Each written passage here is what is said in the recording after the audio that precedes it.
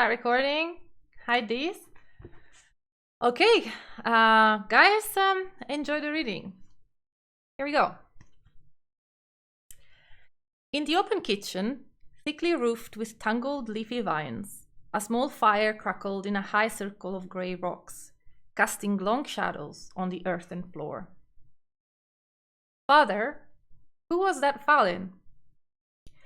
He was sitting at the oaken table by the fire, looking into a bowl of steaming soup.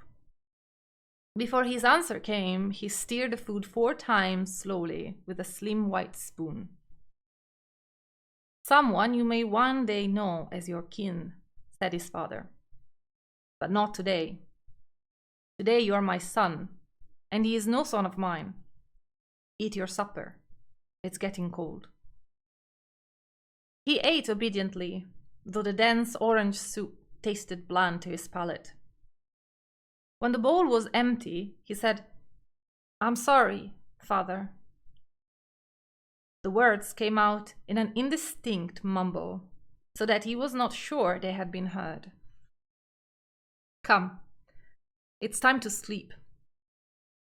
Father took him by the hand and led him upstairs, to the bigger of the 2 bedrooms and to the white cotton bed in which he had not been allowed to sleep for over a year. Tonight he was allowed again. He cried, and Father held him in his arms until the sobs passed. Sometime after that, he fell asleep. That night the keeper watched the darkness grow and then brighten again. When at last the morning light flooded the room, he slept, but only until the little one awoke. They got up late and went about their day with a silence and stillness that stayed with them for many days to come.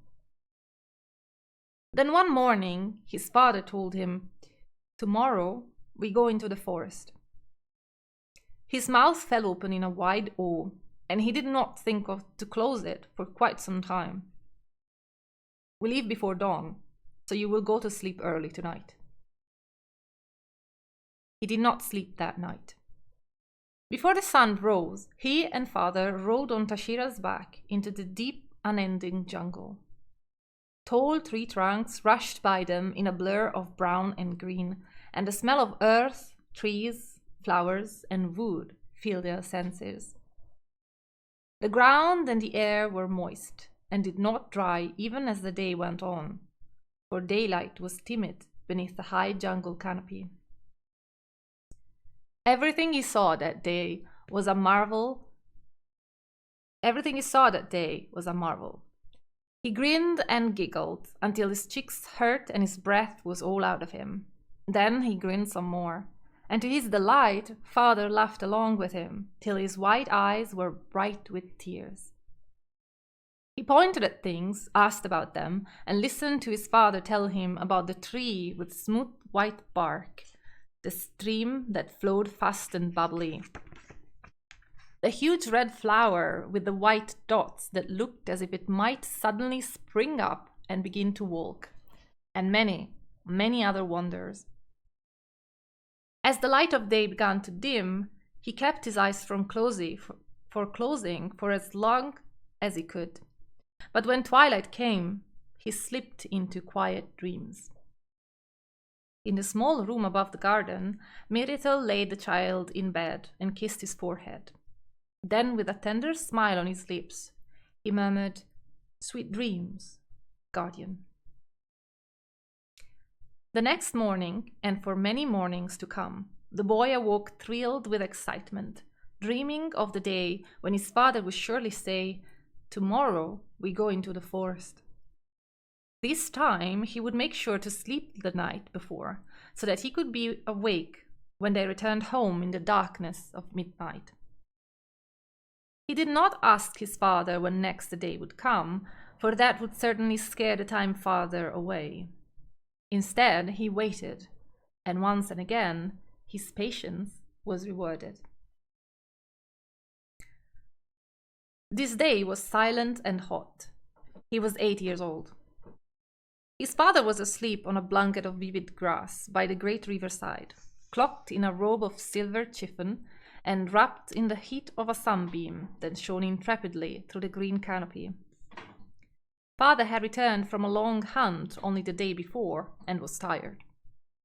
Tashira was with them, as she always was when they ventured into the jungle. She too was asleep. Not because she was tired, but because she was a cat and often did just that. She slept. He was not far and wide awake.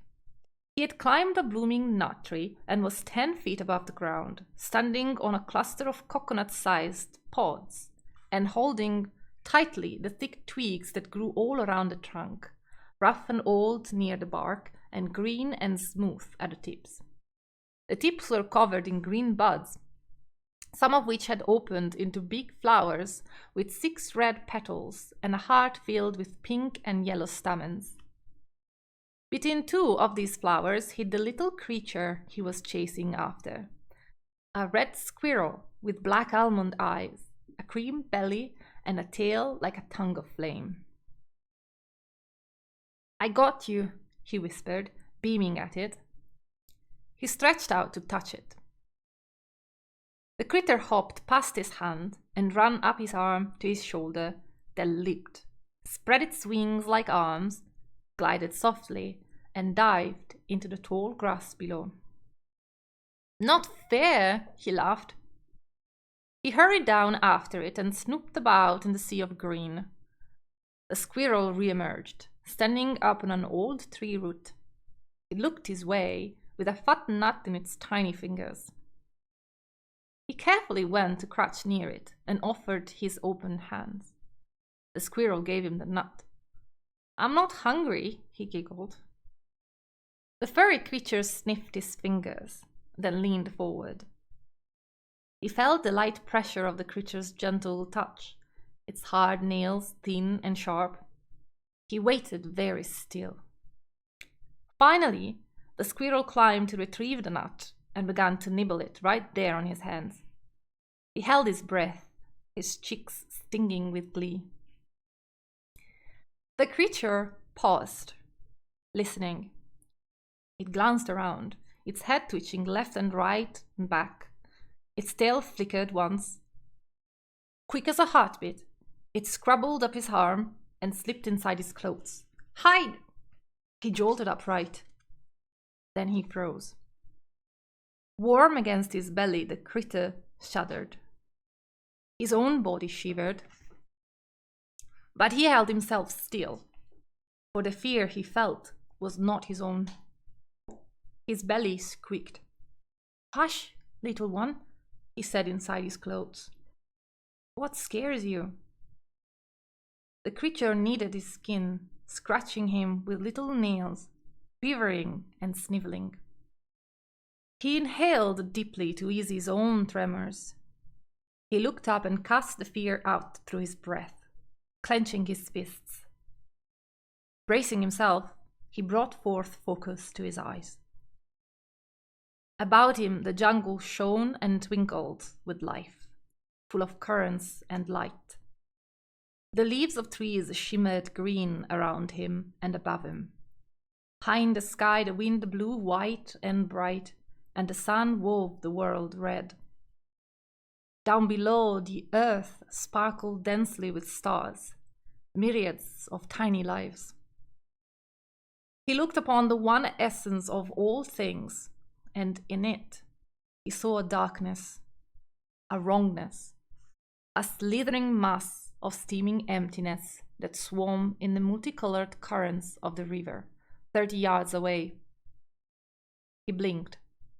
The darkness slipped from the water, headed for the white brightness of his father's form.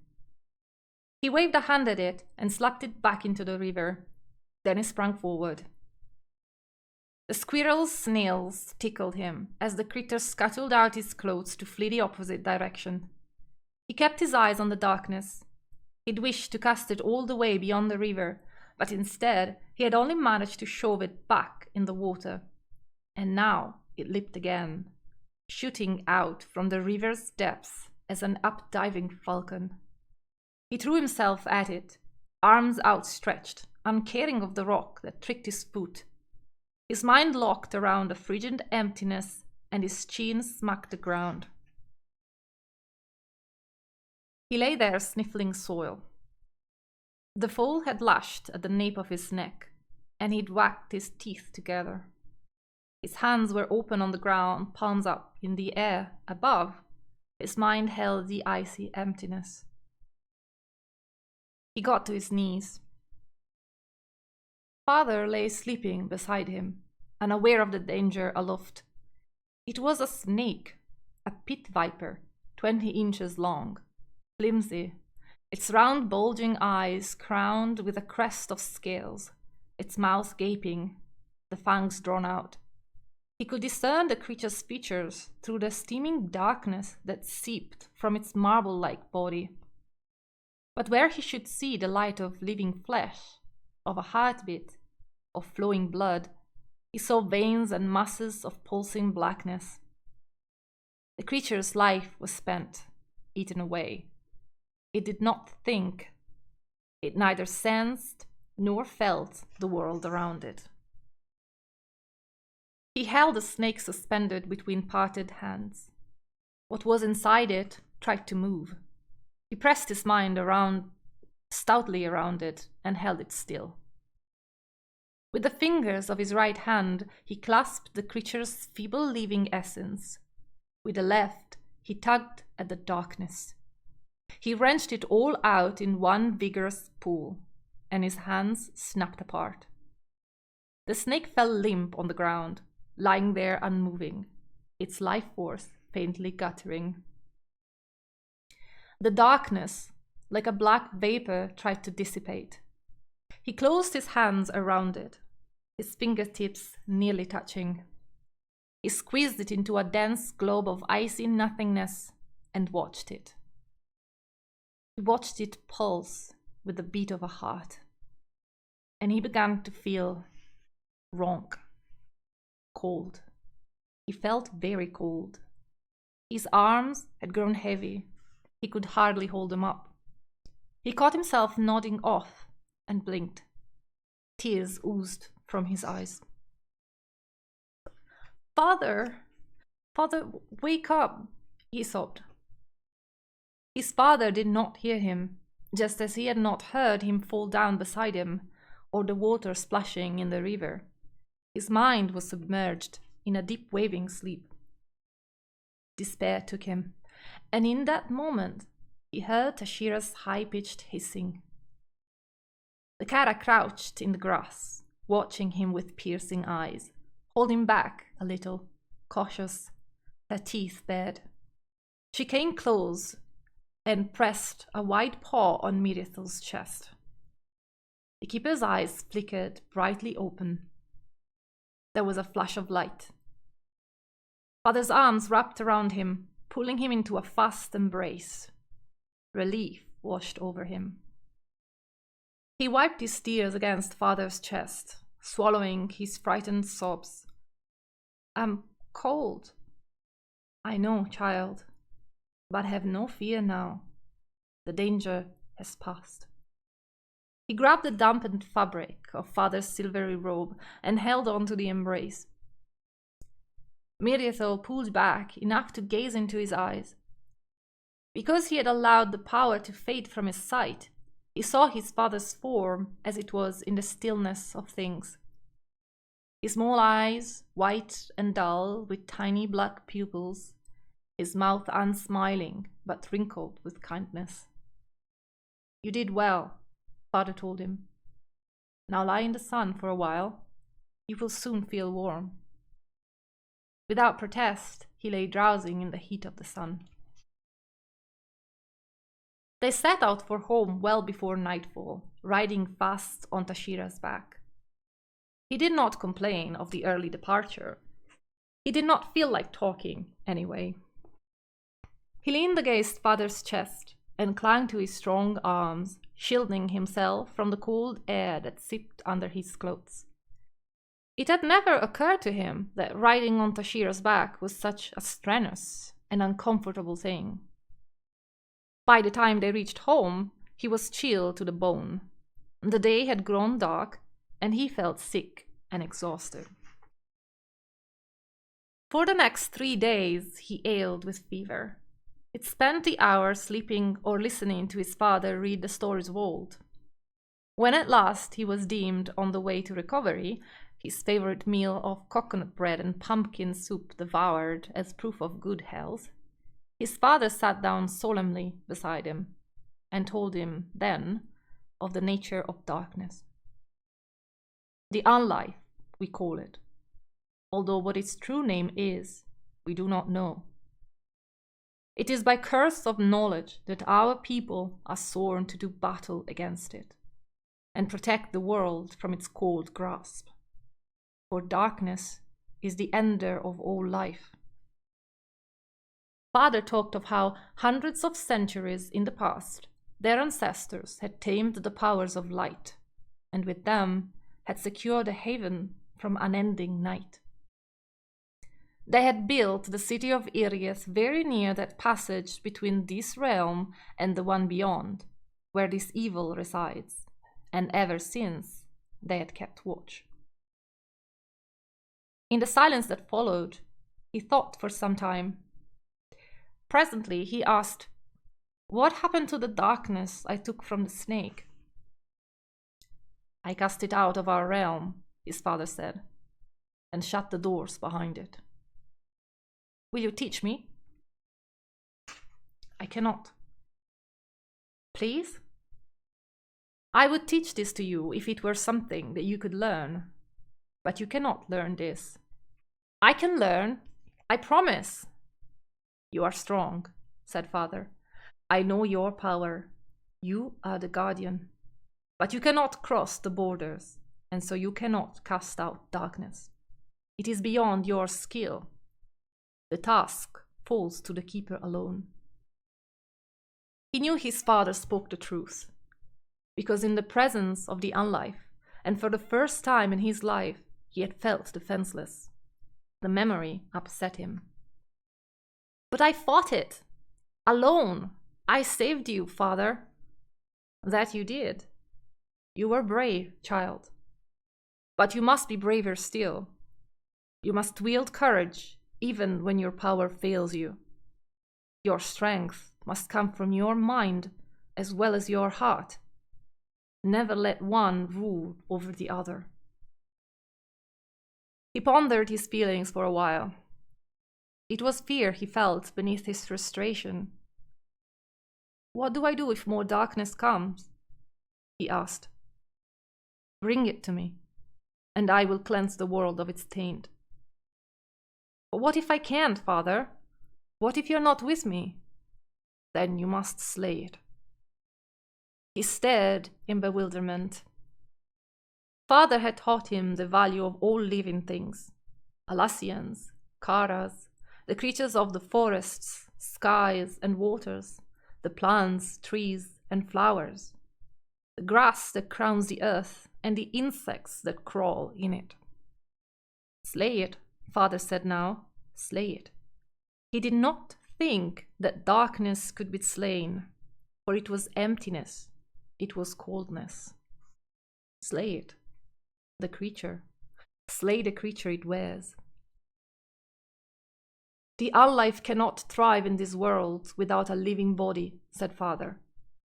"A creature infected by it may be slain, and darkness trapped inside it for a time, but not forever.